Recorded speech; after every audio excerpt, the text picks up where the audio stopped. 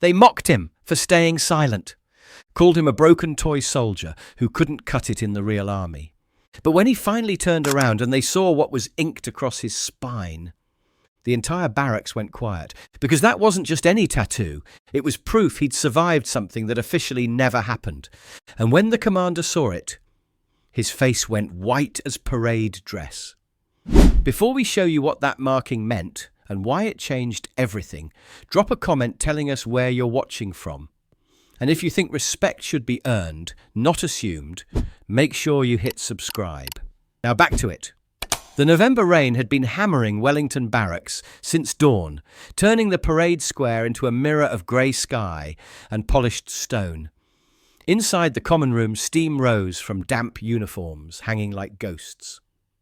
The radiators clanked with that particular rhythm of old British heating systems, irregular, comforting, and completely inadequate. A dozen younger guards occupied the space in various stages of morning preparation.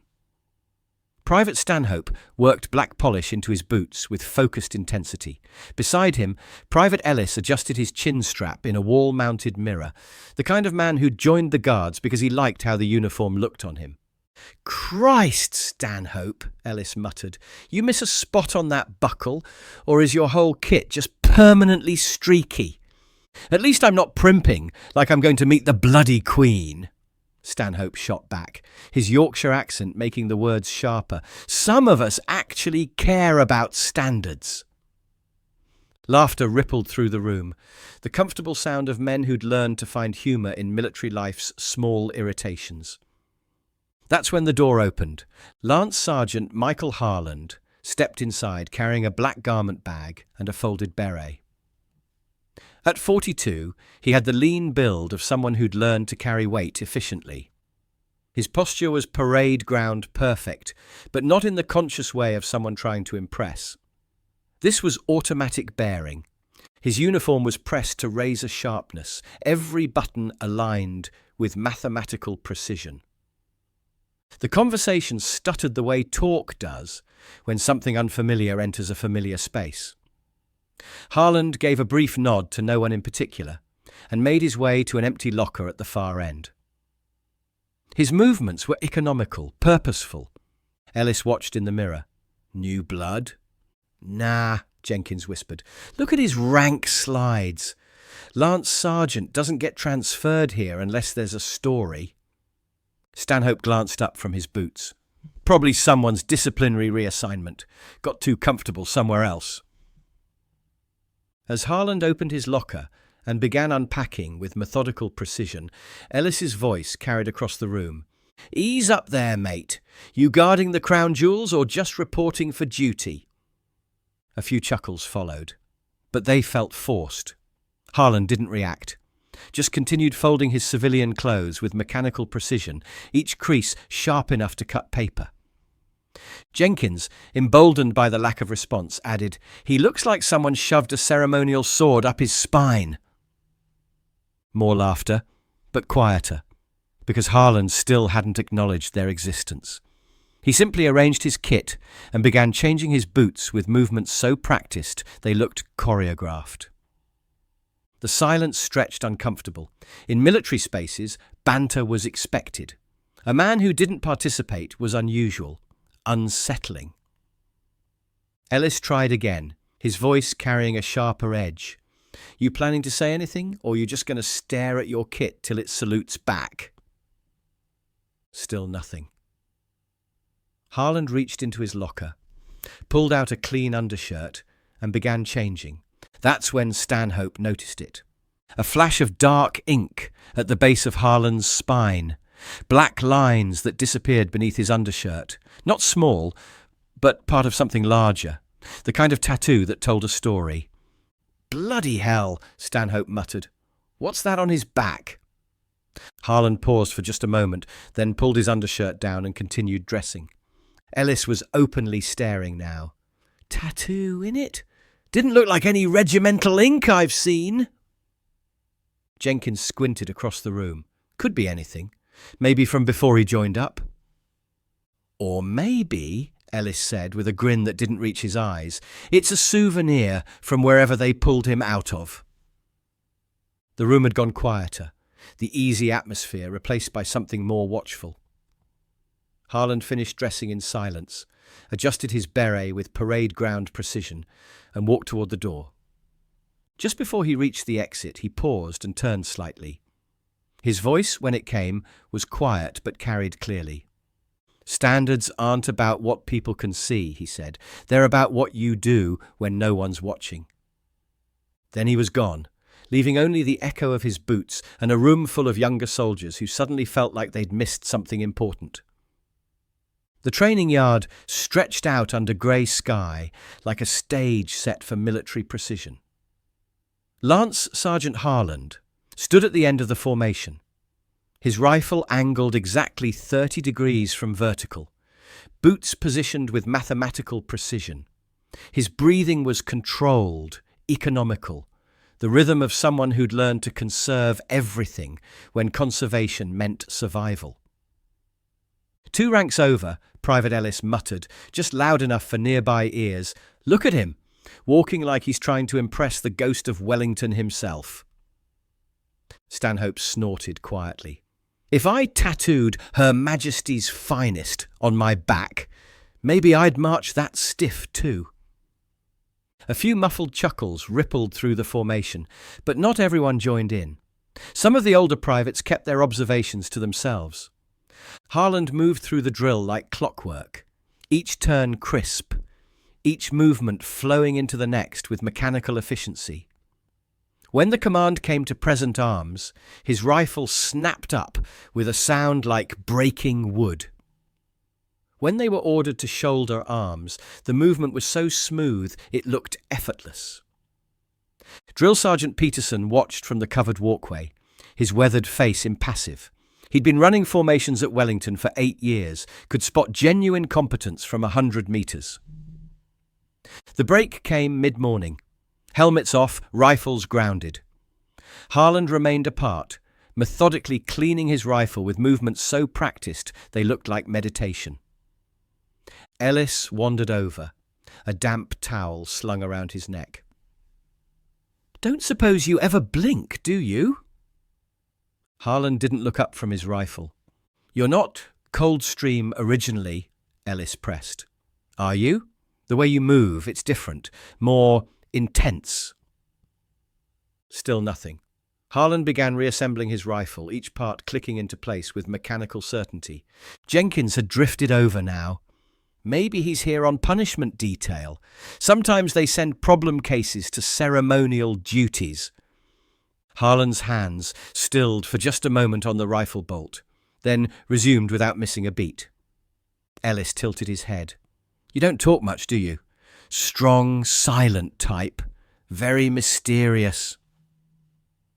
Harland finally looked up, his gaze settling on Ellis with calm attention. "No," he said. "I just don't waste words on noise." The silence that followed was brief, but loaded. Ellis's smirk flickered, uncertain. "Right," Ellis said, his voice carrying a harder edge. "You think you're special then, old man? Think your mystery act makes you better than the rest of us?" Harland held his gaze for another moment, then looked back at his rifle. "I think you should worry more about your own standards and less about mine." The dismissal was gentle but absolute. Ellis felt it like a slap, suddenly aware that anything he said would sound petulant. The whistle blew, calling them back to formation. Harland stood first, his movements fluid and controlled. The others followed, but the easy camaraderie had evaporated. Inside the locker room after training, steam from wet uniforms mixed with familiar smells of polish and sweat. The younger guards filed in with tired satisfaction, toweling rain from their necks and complaining about the weather with ritual grumbling. Harland took his usual corner, hanging his wet tunic with careful attention. "Christ, it's like training in a bloody fishbowl," Ellis muttered, pulling off his soaked undershirt. 3 hours, and I don't think I dried off once." It was then, as Harland turned to hang his tunic properly, that his undershirt rode up slightly, revealing what they'd only glimpsed before. The tattoo! It wasn't small, it was an entire back piece that covered his spine from shoulder blades to waist. Black ink, so dark it looked burned into his skin. At the centre, a winged dagger pointed downward, surrounded by flames. Around it, numbers and letters arranged in a precise circle. And at the base, coordinates marked with the precision of someone who never wanted to forget exactly where something had happened. "Jesus Christ," Ellis whispered, his earlier bravado evaporating.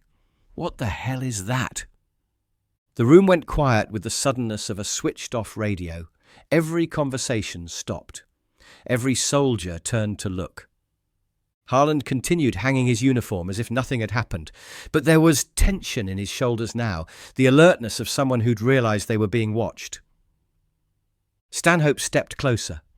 "That's not regimental ink. That's not anything I've ever seen. What unit uses a winged dagger like that?" Jenkins, his young face pale, added quietly, "Those coordinates, they're not British, are they?" Harland turned slowly, expression neutral, but his eyes carrying a warning. "It's nothing that concerns you, Private." But Ellis, emboldened by curiosity and his audience, pressed forward. "Come on then, what's the big secret? Some fantasy unit you made up to impress the new lads?" The silence that followed was heavier, more dangerous. Harland's expression didn't change, but something shifted in his posture, suddenly more present, more focused. "I said," Harland repeated, his voice still quiet but now carrying an edge, "it's nothing that concerns you." Before Ellis could respond, the locker room door opened with a bang that made everyone jump. Drill Sergeant Peterson stood in the doorway, but he wasn't looking at the formation of half-dressed soldiers. His eyes were locked on Harland's exposed back, and his face had gone the colour of wet concrete. "Everyone out," Peterson said, his voice carrying absolute authority. "Now." No one moved at first. "I said out," Peterson barked, and this time they moved.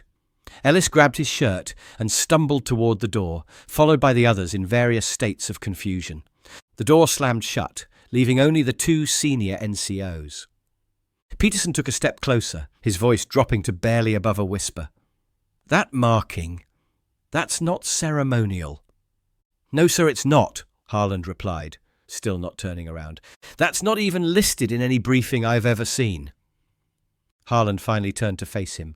"No, sir, it wouldn't be. Officially, it never existed." Peterson exhaled slowly. "Blacklight Group." It wasn't a question. "You know about Blacklight?" Harland's voice carried surprise.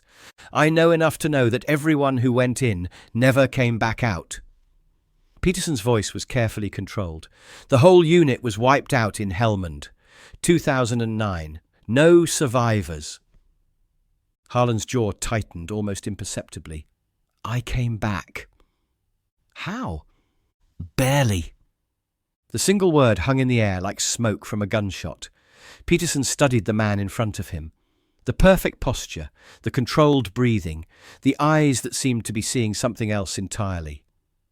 "The tattoo," Peterson said finally, "at those coordinates." "Marking where it happened," Harland said simply. "So, if anything happened to me, someone might know where to look for the others." Peterson was quiet for a long moment. When he spoke again, his voice carried a different quality, soldier to soldier. "The lads out here don't need to know the details." "No, sir, they don't. But they need to know enough to understand what they're looking at." Harland nodded once. "I'd prefer they didn't look at all." "Too late for that now." Peterson moved toward the door, then paused. "You came here to disappear, didn't you?" "Something like that." Peterson almost smiled. "Wrong barracks for disappearing, Lance Sergeant." The next morning brought rare November sunlight that made even the drill yard look picturesque. Inside the mess hall, tension hung in the air like smoke. Word had spread the way information always did in close quarters, half whisper, half speculation, completely unstoppable. Ellis sat hunched over his tea, stirring it mechanically. The confidence from yesterday had evaporated, replaced by uncomfortable awareness that he might have picked a fight with something much bigger than anticipated. Stanhope leaned against the serving counter. He didn't deny it, did he? Peterson knew what it was. You could see it in his eyes. The conversation died as Harland entered, already in full dress uniform. He moved through the room with quiet efficiency, collected his breakfast, and found a seat near the window. The usual breakfast noise had dampened to a murmur. Conversations continued, but quieter, with frequent glances toward the man who'd become the centre of unwanted attention. By morning inspection, the entire unit had developed collective nervous energy. Boots were polished to mirror brightness, uniforms pressed beyond regulation requirements. Major Dyer appeared exactly at 9 o'clock, his footsteps echoing in sudden silence. At 54, he carried himself with understated authority, earned through competence rather than politics. "All ranks, attention!" Peterson barked, and 30 pairs of boots snapped together. Dyer's eyes swept the formation with practiced assessment. His gaze lingered on Harland for just a moment longer than regulation required. "Lance Sergeant Harland," Dyer said clearly, "will be leading the precision drill detail for the remembrance ceremony this Sunday." The announcement hit the formation like a physical blow. Ellis felt his jaw clench. Even the older soldiers looked surprised. Dyer's gaze swept the formation again, challenging anyone to question his decision. "If any of you feel you have better credentials, speak now." Silence. "Excellent," Dyer continued. "I suggest the rest of you watch carefully and learn what precision actually looks like." The resentment didn't disappear with Dyer's exit. As the formation broke up, whispers started again. In the equipment room, Stanhope muttered, "Just because he's older doesn't make him better." Ellis, checking his rifle for the third time, let his frustration spill over. "He gets promoted because Peterson saw some mysterious tattoo. Doesn't seem fair." Jenkins added his own doubts. "I bet that ink's not even real military. You ever heard of a regiment that doesn't exist?" That afternoon, as Harland sat alone cleaning his kit, Ellis's voice carried clearly across the locker room.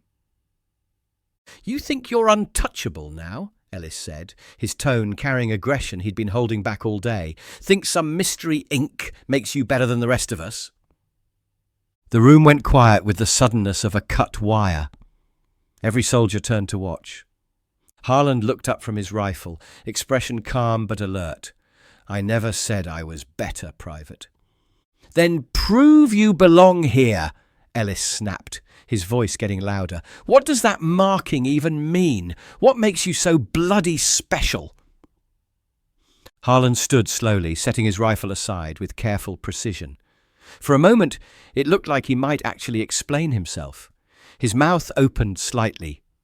"That's enough." The voice cut through tension like a blade. Major Dyer stood in the doorway, his presence transforming the atmosphere instantly. He wasn't angry. That would have been easier. Instead, he radiated disappointed authority that made grown men feel like misbehaving children. The room froze. Ellis suddenly found himself face to face with regimental command. Dyer stepped into the room with deliberate slowness. "You want to know what that marking means, Private?" Ellis swallowed hard.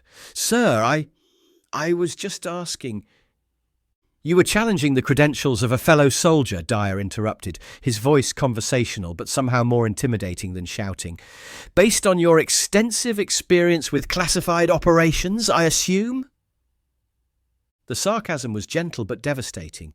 "Since you're so curious about things that are none of your business," Dyer continued, addressing the entire room, "let me share what I can share." He moved closer to the centre of the group. That marking represents service in a unit that officially never existed. The kind that gets sent to places that don't appear on maps, to solve problems that never make the evening news.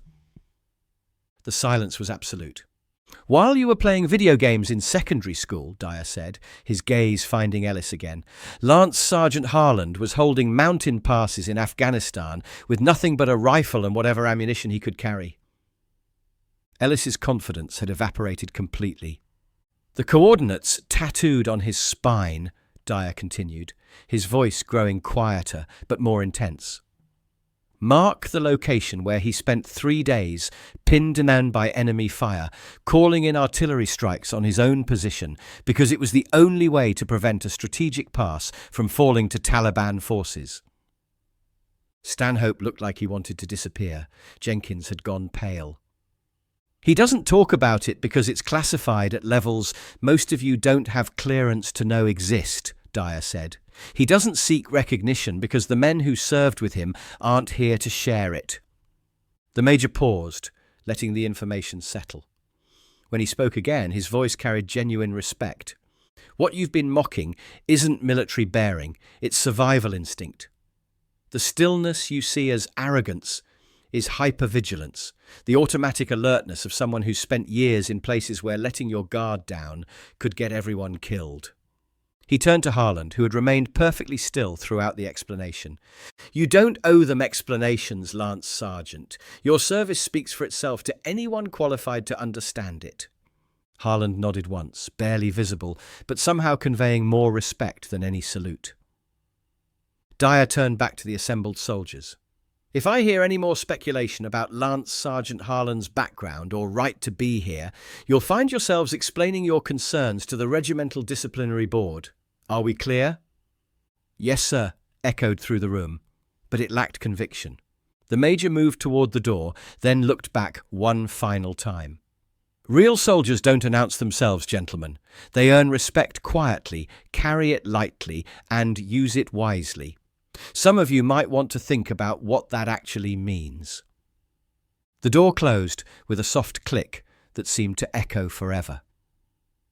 In the silence that followed, no one looked directly at Harland. He resumed cleaning his kit as if nothing had happened. But something fundamental had shifted. The easy camaraderie had been replaced by something more complex, respect, embarrassment, and uncomfortable awareness that they'd been judging something they were unqualified to understand. Ellis remained frozen. His earlier bravado completely evaporated.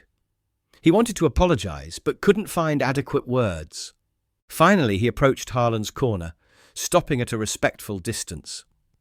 Lance Sergeant, he said quietly, his voice stripped of arrogance, I owe you an apology.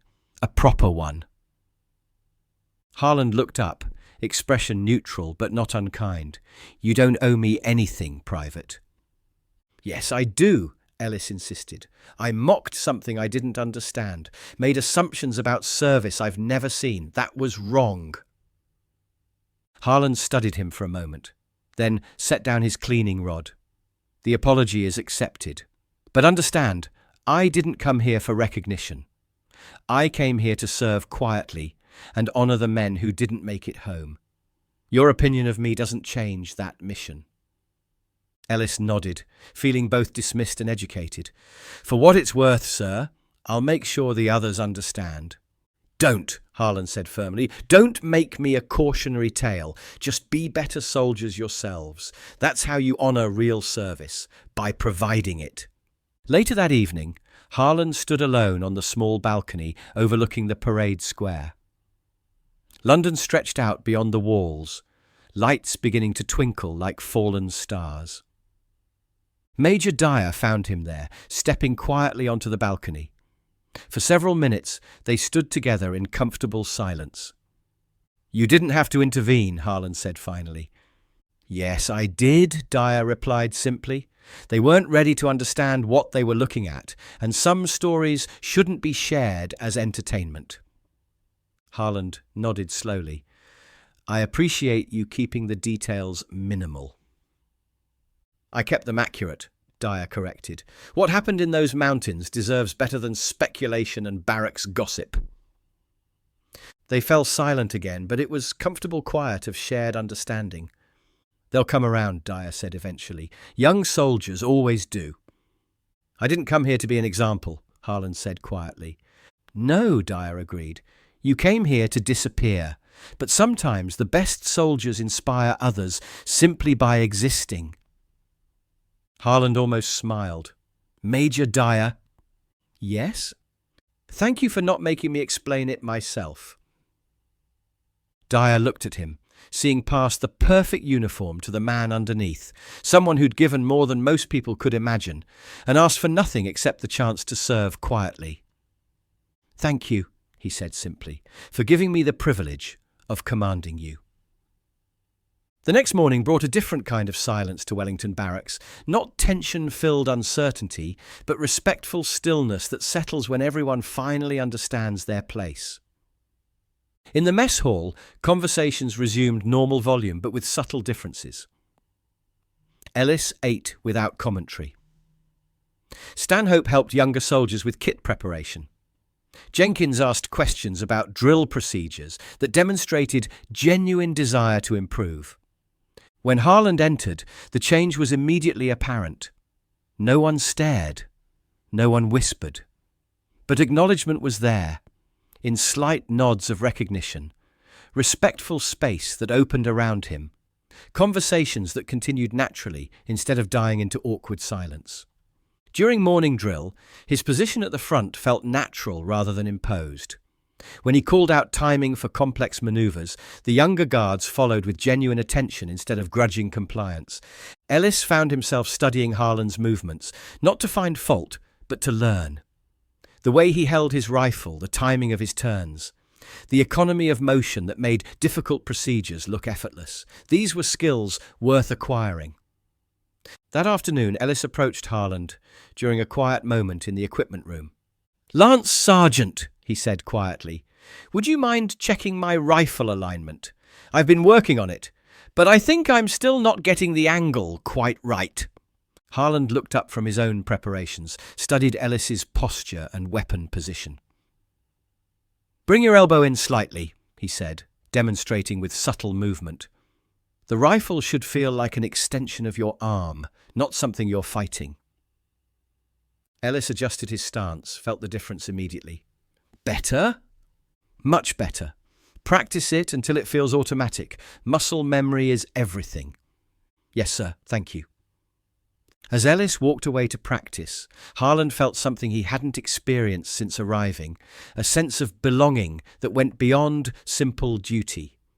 These young soldiers weren't perfect, but they were willing to learn. Sunday morning dawned clear and cold. The remembrance ceremony would begin at 11, and by 9:30, Wellington Barracks hummed with controlled energy of soldiers preparing for public duty. In the assembly hall, 30 guards stood in perfect formation, uniforms immaculate, exemplifying the best traditions of British military ceremony. At their head, Lance Sergeant Harland called out timing and corrections with quiet authority. Major Dyer watched from the reviewing stand, noting the seamless precision, the way individual soldiers had merged into a single coordinated unit. More importantly, he observed the subtle signs of respect and teamwork that marked the difference between soldiers going through motions and guardsmen committed to excellence.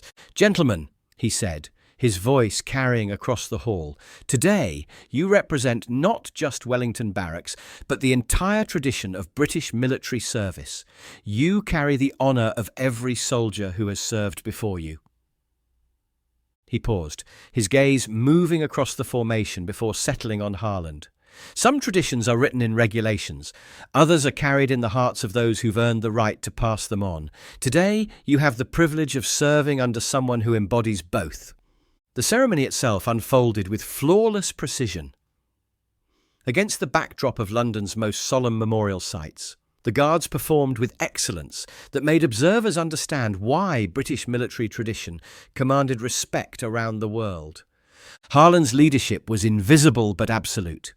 His timing was perfect, his commands clear, his bearing exemplifying everything the uniform represented. More importantly, his quiet competence had elevated the entire unit. As the last notes of "The Last Post" echoed across the memorial grounds, the formation stood in perfect silence, honouring the fallen with stillness more profound than any words. In that moment, every young soldier understood something they couldn't have grasped through instruction alone. That ceremony wasn't performance, but commemoration. That evening, as the barracks settled into weekend quiet, Harland sat alone in his small room. On his desk lay a single photograph, 7 men in combat gear, their faces young and confident, standing before a mountain landscape. He studied their faces for a long moment, remembering voices that had been silenced, laughter that had been cut short. Then he carefully placed the photograph back in the drawer where it lived, closed but not forgotten. A knock interrupted the ritual of memory. He opened the door to find Ellis standing in the hallway, expression serious but not troubled. "Sorry to disturb you, Lance Sergeant. Just wanted to say what you've taught us this week about standards and discipline and what real service looks like. That's going to stay with us, all of us." Harland studied the young soldier's face, seeing something there he hadn't noticed before. Not hero worship, but genuine understanding. "Good," he said simply, "because the men who didn't make it home deserve to be remembered by soldiers who understand what they gave."